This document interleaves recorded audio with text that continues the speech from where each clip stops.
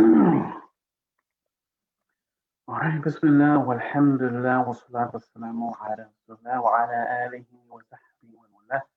Assalamu alaikum wa rahmatullah, my embraced family, and welcome to our weekly Wednesday discussion. So, as most of you know, last week we finished our review of the book written by Michelle Alexander titled The New Jim Crow, Mass Incarceration in the Age of Colorblindness. And so today is basically going to be our conclusion to our discussion for the past few months. Alhamdulillah, we finished it last week. And so now, after learning through all the things that we have learned, the question, of course, is what comes next? So just, I first kind of wanted to start with kind of a brief overview of everything that we have learned through reading this book. And it definitely has been quite a journey. I myself have definitely learned quite a lot and gained a much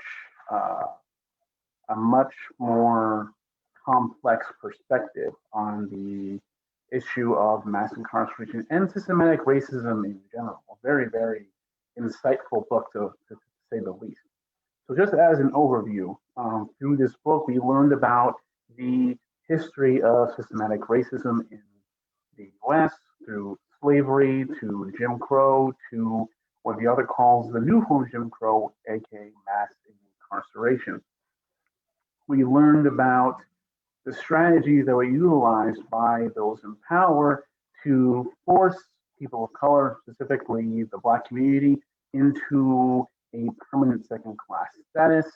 From there, we learned through the author some of the different methods that were put in place, or the different systematic procedures that were put in place that were basically used to force much of the Black community into this permanent second class status in this new age of color blindness, aka where most of America, until of course recently, had this misconception that racism, for the most part, overt racism was now over.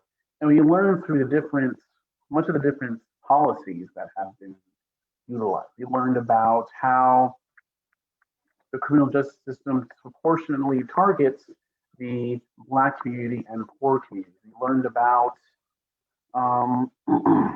what happens to those who are put through the prison system, some of the long-term negative repercussions that they go through for the ones who like to vote, not having access to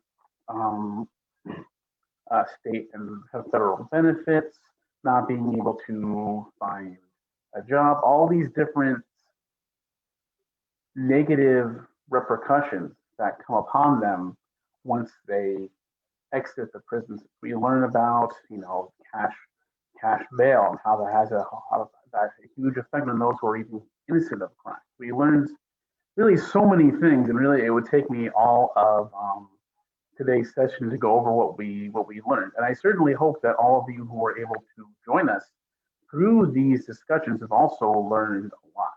And after reading what we have read and learning all these different things that we've learned, of course, the next question is, what comes next? Now that we have learned all of these different things about how the criminal justice system has a disproportionate effect on the Black community and people of color in general, what do we do now? And that's kind of what I want to focus today's discussion on. Now, I'm only going to speak for maybe 10 minutes or so. And then from there, we're going to stop the live stream and open up the floor for discussion here in the Zoom meeting, because I really want to hear from our participants about some ideas about what can be done.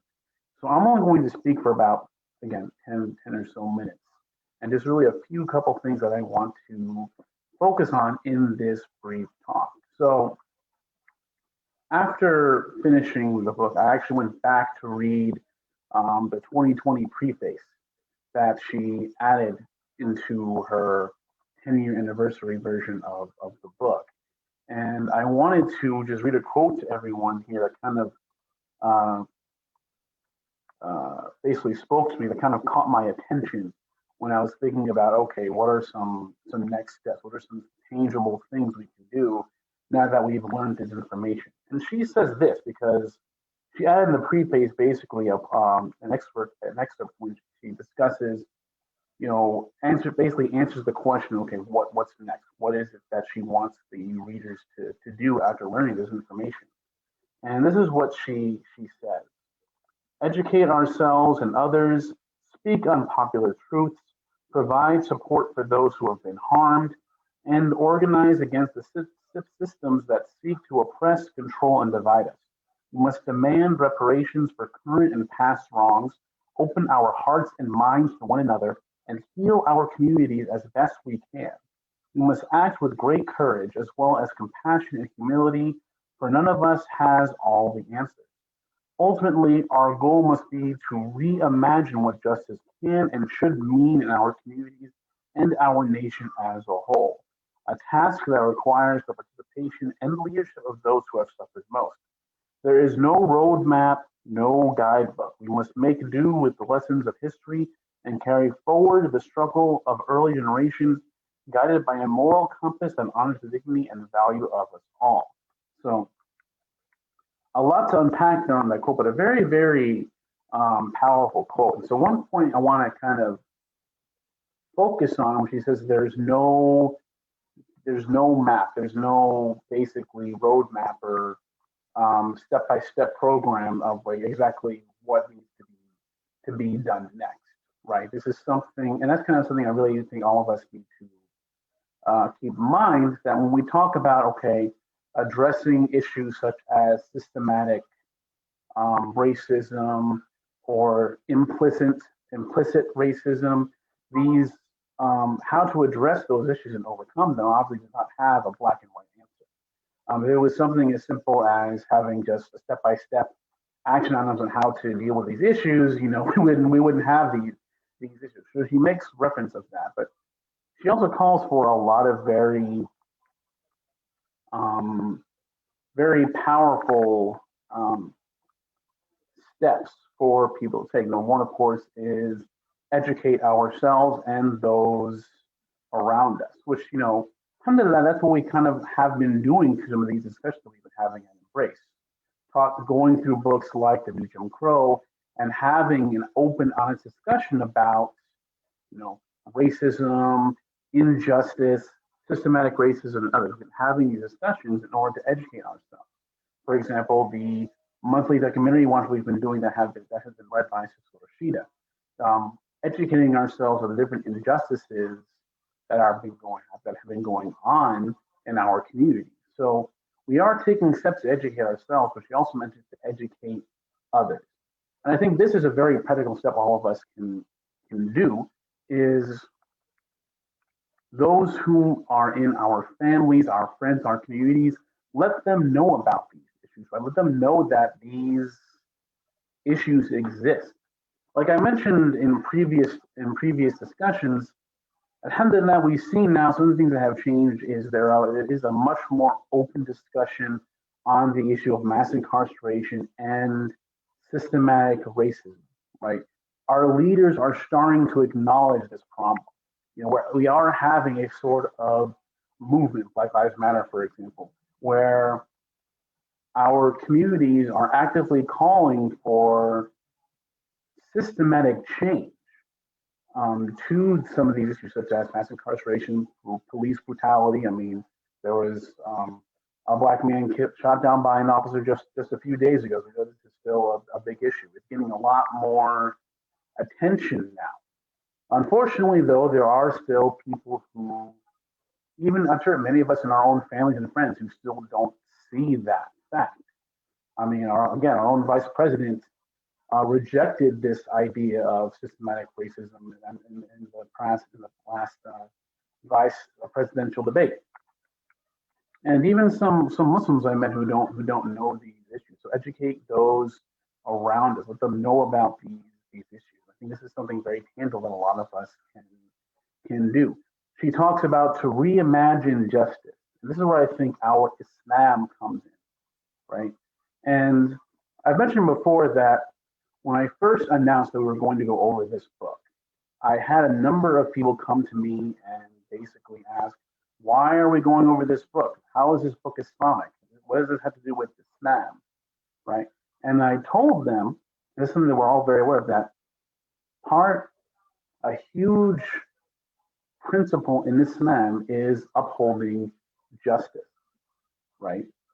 This is Allah subhanahu wa ta'ala mentions in multiple sections of the Quran that is incumbent upon Muslims to stand up for justice, even if it's against yourselves, even if it's against someone whom you hate or dislike, stand up for justice, right?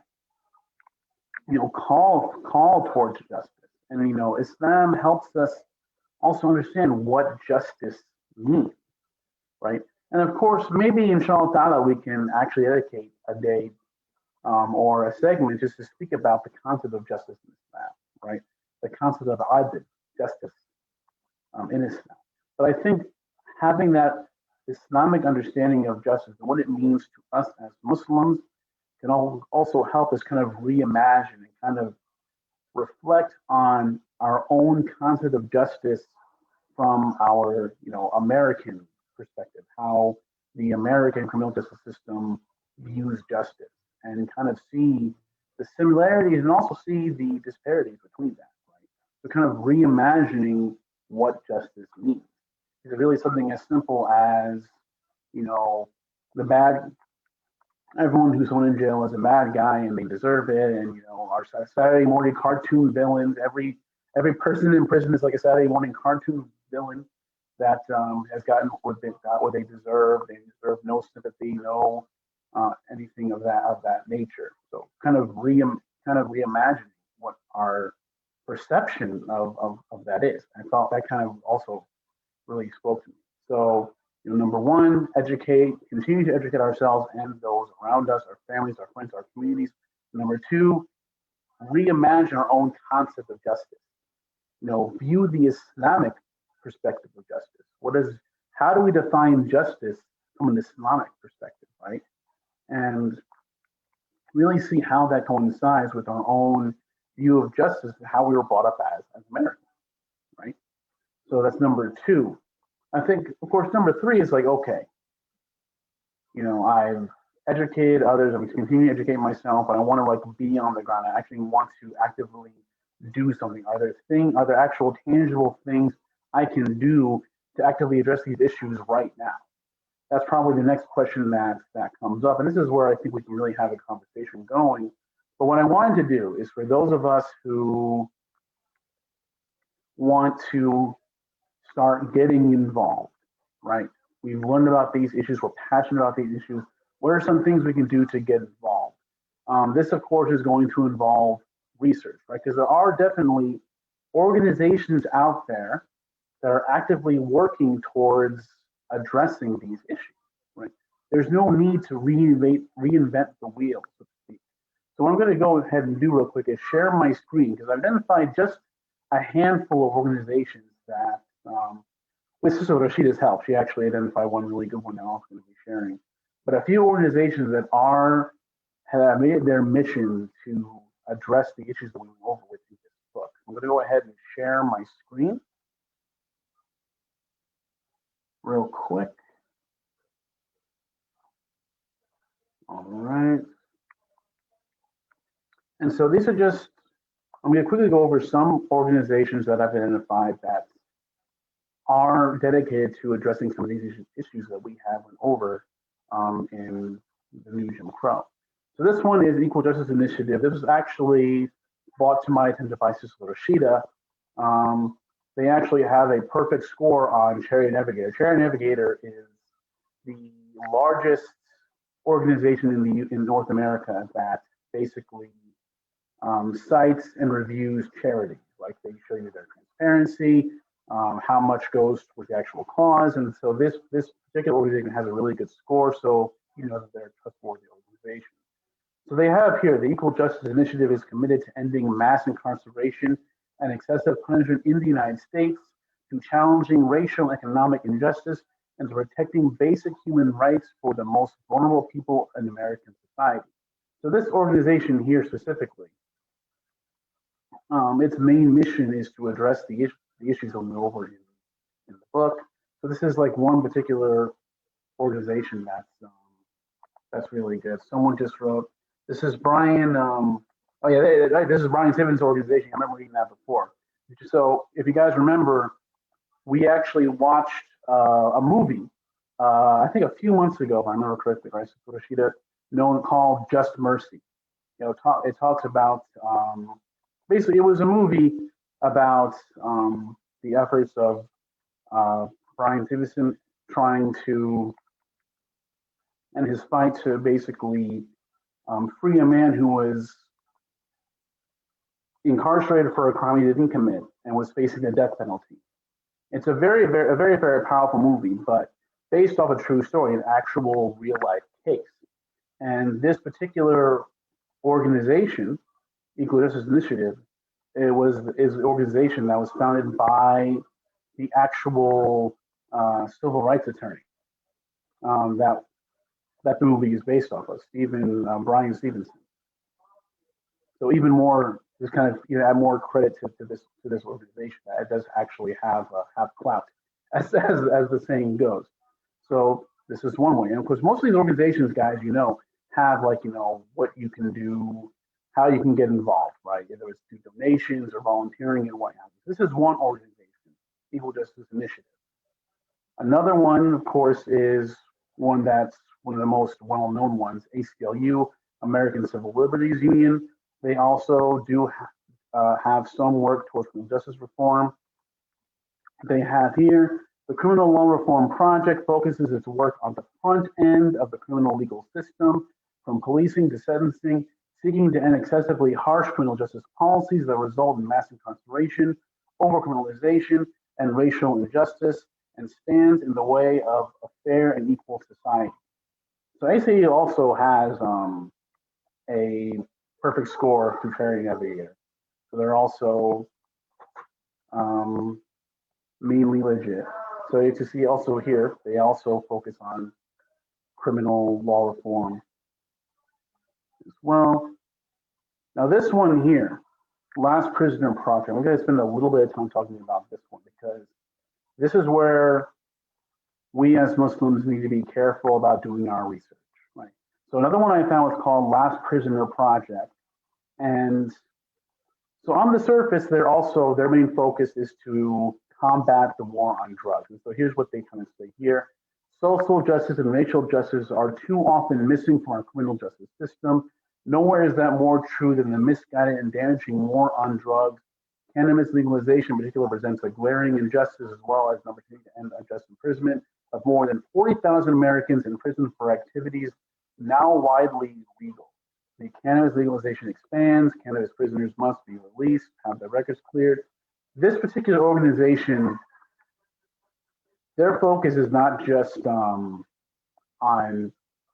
the war on drugs and mass incarceration, but they're also kind of a focus on the legalization of cannabis. And this is where we have to kind of balance our Islamic values with social justice. So, for example, when I was looking through this, I found ReEntry. So they kind of focus on helping those who have been affected by the criminal justice system kind of find their place in society, kind of be re-entered. But here's the thing, though: when you go there, their main focus is helping them get jobs selling cannabis, which, of course, from an Islamic perspective, this is something that we are against. Cannabis or pot, whatever you call it, is khamr, is considered an intoxicant, which, Islamically speaking, of course, is haram. And so the reason I kind of wanted to show this to you guys is, like I said before, there are many organizations out there, right, that are doing good work, that are taking steps to address some of these issues. But when you're looking into those organizations, you gotta make sure you do your research, right? You don't want to end up getting involved with an organization that might be doing something that's khair, something that's good, but at the same time, also part of their mission is doing something that goes against our Islamic values, right? And so I think this Last Prisoner Project is a good example of that. Another one, and this will probably be the last one that I'll show for now.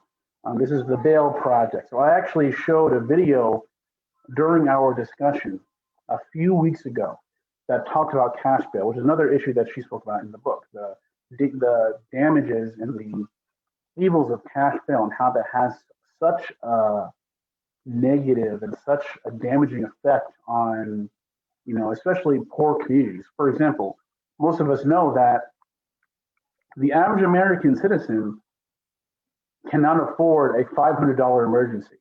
If they're hit with an emergency that's like $500, the average American is not going to be able to pay for it. And cash bail has forced a lot of people, even those who are actually innocent of a crime, force them in jail because they can't pay bail. And then you have these different groups that will pay for them to get out and then add interest on that and just put them in like debt for the rest of their lives. This bail project, basically its focus is to kind of kill the cash bail system by basically paying for anyone who has an issue paying for their bail.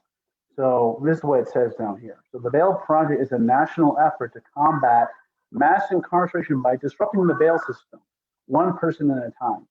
Building on the success of the Bronx Freedom Fund, this revolving bail fund pays bail for those who can't afford it, helping people who would otherwise languish in pretrial detention. Data shows that 96% of people return to court when bailed out with philanthropic dollars. And because bail is returned at the end of a case, the fund uses each donated dollar 2 or 3 times a year. This revolving bail fund model is a critical tool to stop incarceration before it happens. It responds to immediate needs of those locked up, preventing harm to individuals, families, and communities, while also addressing the economic and racial disparities of the money bail system. So very, very wonderful effort. So this is another organization, their main focus is cash bail, combating the issue of cash bail, right? And so we have all these different organizations that are already doing work. And of course, the last one I want to talk about, of course, is our own ICNA Council for Social Justice. This is an organization we're all very familiar with. This is part of the ICNA family, just as Embrace is. And so if you want to work with an organization you're more familiar with, ICNA Council for Social Justice, Embrace, we have a direct relationship with CSJ. So we've had discussion with CSJ on a number of cases, like what we can do to work together to address some of these issues. So CSJ does a lot of awareness building programs. They do protests, they do rallies. So they do a lot of different things to try and raise awareness and make actual change for some of these issues. Right. I'll go ahead and stop the screen share there. So as you guys saw, those are only just 4 or 5 organizations, and there are so many others out there, right?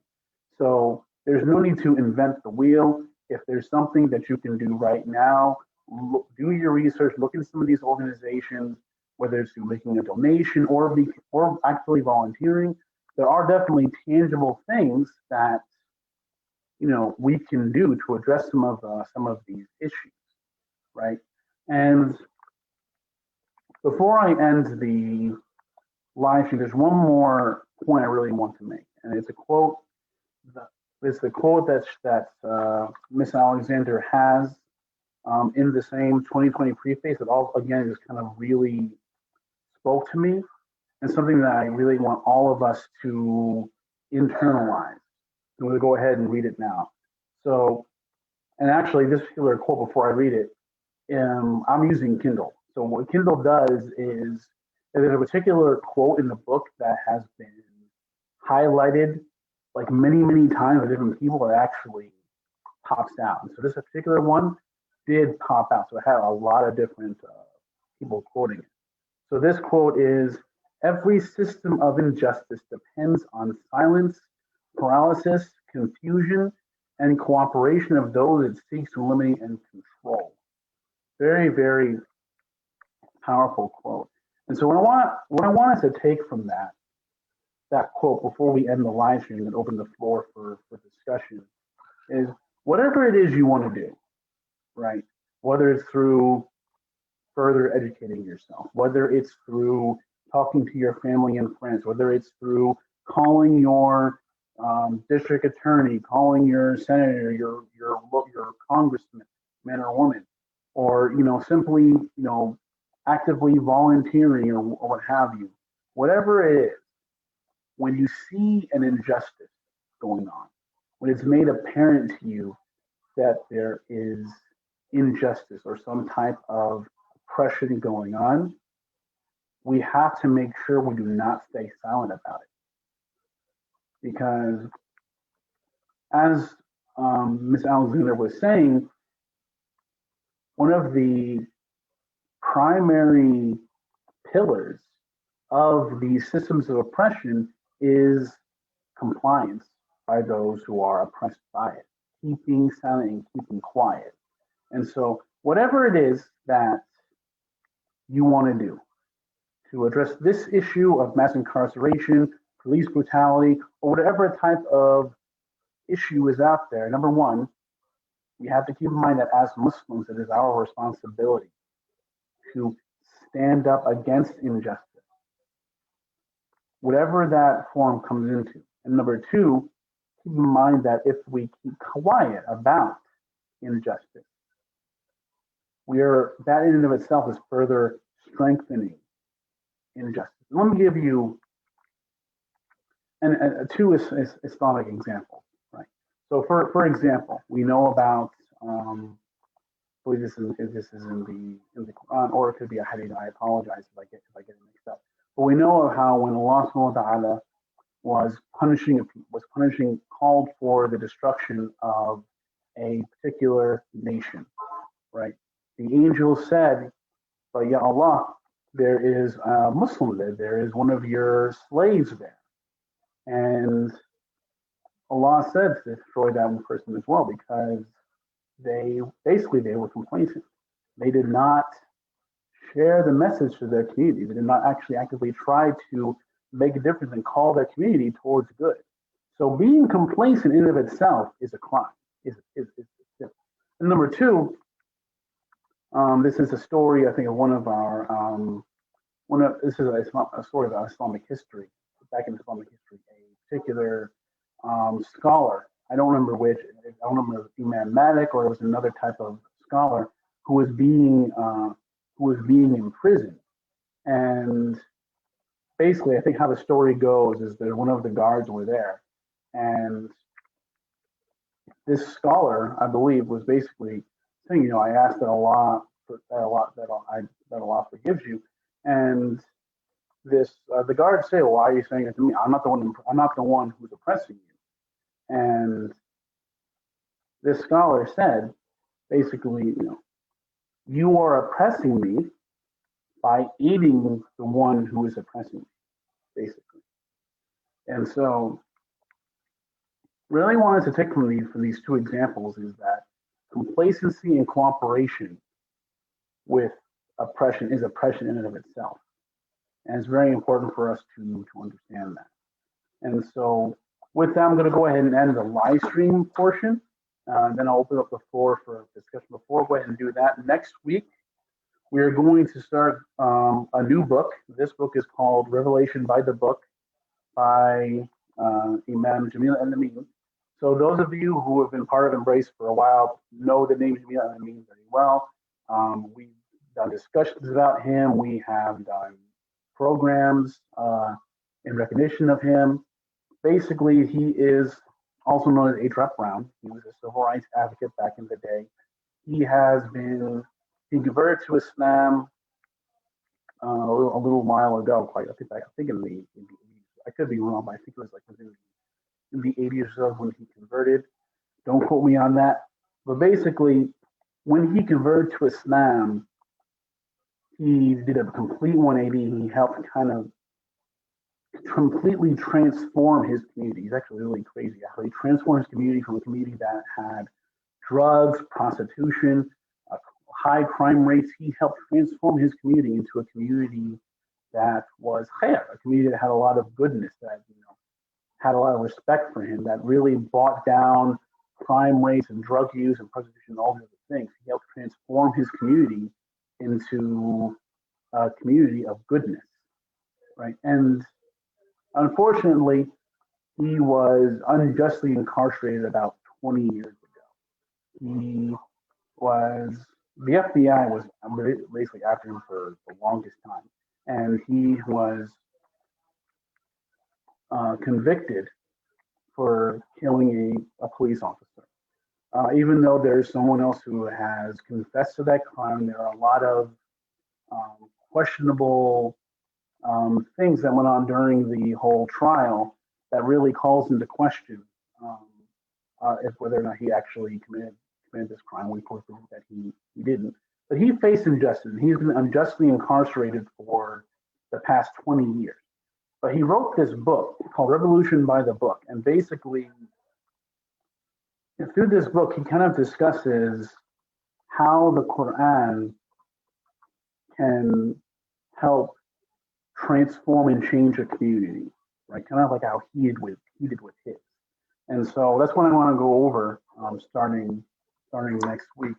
And inshallah, next week we'll start with an introduction of the book.